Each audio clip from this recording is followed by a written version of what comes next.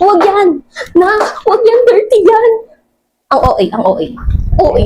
Share ko lang. Alam niyo ba nung mga bata-bata pa ako nung slide, ang hilig ko talaga sa mga crop top, mga fitted na damit, tapos yung mga maong short na maiikli talaga. Ayun talaga yung mga hilig kong suotin dati. Tapos nung tumagal, lalo nung naging nanay na ako, parang nagbago na yung taste ko. Parang hindi na ako komportable suotin yung mga ganun. Para sa akin lang ha, para sa akin lang. Hindi ako against sa mga mamis dyan na malalakas pa rin yung confidence na makapagsuot ng mga sexy na damit. Okay na okay yan, hindi kasi tulad ko ate.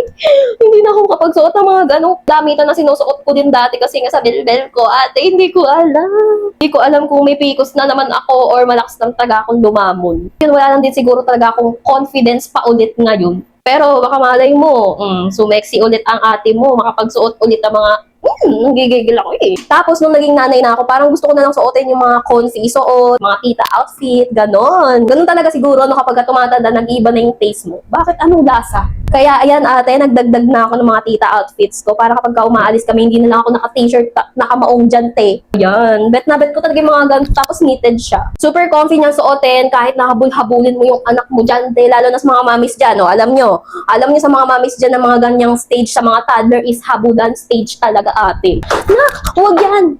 Na, huwag yan, dirty yan! Ang OA, ang OA.